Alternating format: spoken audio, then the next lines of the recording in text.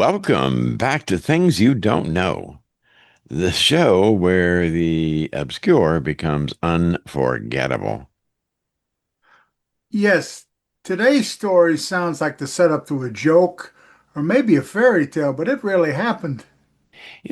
That's right. We're actually going to delve briefly into two different historical moments, both of which they sort of read like farce, yet it's surprisingly well documented. One of them has to do with Napoleon Bonaparte, the conqueror of Europe, military genius, the emperor of the French, when he was attacked by a horde of rabbits. The other was President Jimmy Carter. No, he was one of those people that just seemed to truly embody the best in Christian values when he was attacked by a rabbit. Many people know something about that. And we're quite serious, folks. Real rabbits. Fluffy, twitchy-nosed rabbits. Not symbolic, not metaphorical, actual physical rabbits. Let's rewind the clock to 1807. Napoleon has just signed the Treaty of Tilsit. France stands triumphant. He's redrawn borders, humbled emperors, and is basically sitting at the apex of his imperial career.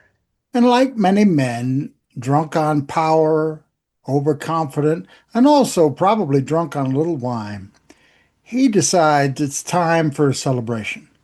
He doesn't want a parade. He doesn't want banquets or a statue. No, Napoleon chooses a rabbit hunt. It was meant to be a relaxed, almost aristocratic sort of outing. A countryside diversion with his top brass. The plan?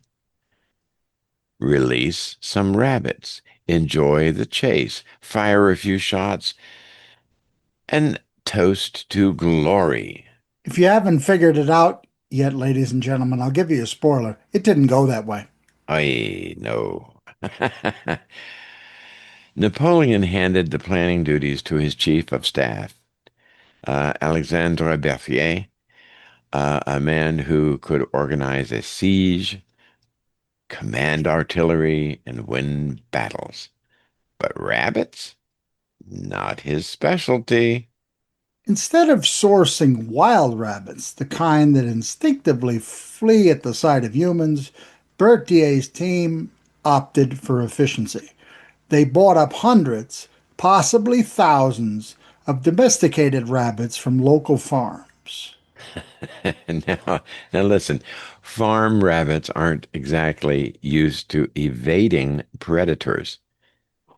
They're used to feeding time. So when the cages were flung open, they didn't scatter. No, folks, they advance with a purpose. Yeah. Okay, picture this. The Emperor of the French, dressed in full military regalia, flanked by his officers, all of them ready for a leisurely hunting and shooting. The cage is open, and instead of a chaos of retreating rabbits running, they get an army, an onslaught. Only this one's made up of rabbits. At first, everyone found it was funny. Napoleon laughed, the marshals laughed, Berthier clumsily apologized. They all did. Until the rabbits kept coming. They weren't running away. They were charging, looking for food, hopping over everyone's boots, lunging toward pockets, and even climbing into coats. Yeah, there is even a story about Napoleon laughing it off until a couple of the rabbits tried to crawl up his pant legs. I could just say that. Okay.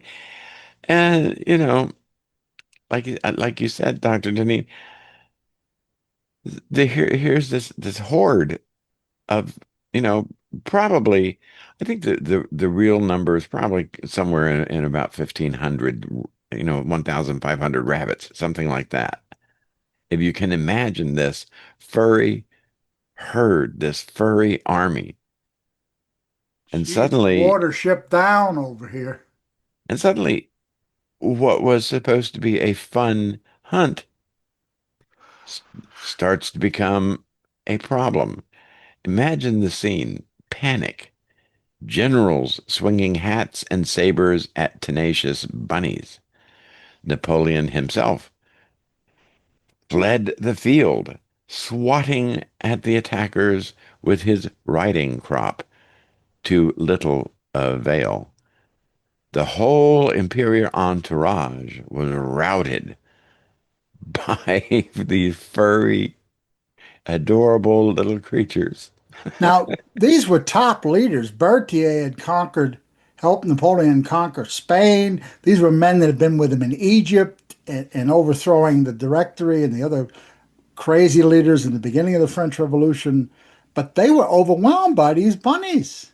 One eyewitness claimed the rabbits were so numerous and so determined, it looked like a moving carpet of fur.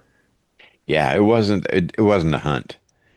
It was a bunny-led invasion, and Napoleon, he retreated. The explanation, ladies and gentlemen, is both simple and hilarious. As we said, these weren't wild rabbits, these were domesticated rabbits, and their instincts didn't say run away from the danger before you get put in a stew. Their instincts said run toward the nice man with the hat, he's probably got all the snacks. So, when the cages opened, they didn't scatter into the brush. They made a beeline for their new friends, probably expecting some lettuce and carrots. It's a perfect illustration of what happens when military planning doesn't account for nature or the behavior of livestock. And the symbolism is irresistible. The man who brought down coalitions and monarchies undone by bunny psychology. This could have been a disaster. It could have been a diplomatic incident or an imperial embarrassment, but it wasn't. The story circulated in very hushed tones at first, a strange footnote, but historians picked it up later as a curious anecdote. And today, it serves as a charming reminder. Power doesn't make you immune to absurdity. History isn't all bloodshed and treaties. Sometimes it's rabbits. And while there's no record of Napoleon developing a bunny phobia, we'd like to think he paused a little longer before stepping into a field after that. There's a story when he was exiled on Elba prior to his escape in the Battle of Waterloo. He said, I do not fear the British, I do not fear the Prussians, I fear those malevolent rabbits. Yeah, yeah. We have a lot of rabbits here in Ohio, and they don't seem particularly frightened of people because I mean they're not hunted here. And I mean I've surprised a few rabbits walked up to within petting distance of them. So yeah, they can be quite I mean they're quite accustomed to humans. Okay, so believe it or not, Napoleon wasn't the last world leader to clash with a bunny. Fast forward to April 1979. President Jimmy Carter, engineer, diplomat, peanut farmer. He's fishing alone in a boat near his hometown in Georgia. Enter the antagonist, a swamp rabbit. It wasn't cute and it wasn't fuzzy. It was soaking wet, panicked, and swimming with fast speed straight toward the president. According to President Carter, the rabbit was frantically paddling and tried to climb into the boat. Carter, who was alarmed, surprised, splashed it away with a paddle. No harm done, except to his public image. When the story surfaced, the media had a field day. Bunny goes bugs, read one headline in the Washington Star. Late night hosts mocked the idea of Carter being attacked by a rabbit. Cartoonists ran wild. I remember I was a young boy at the time, and my grandfather was a commercial artist and sign painter. He had a book of political cartoons of the year of 79, and that darn rabbit was on the front page. Oh, yeah. So even though the White House had a photo showing the soggy rabbit mid approach, the damage was done. Some used it to paint Carter as weak, as if he couldn't stop a rabbit. How could he stand up to Brezhnev? It was just a silly narrative, but it stuck.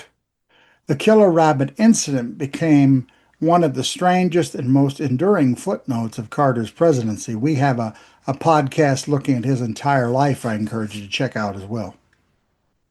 Still, in a strange way, it made Carter more relatable. Every president faces crises. Not all of them involve rodents with questionable swimming skills. And it's also this little part of it. Carter didn't seek to hurt the rabbit.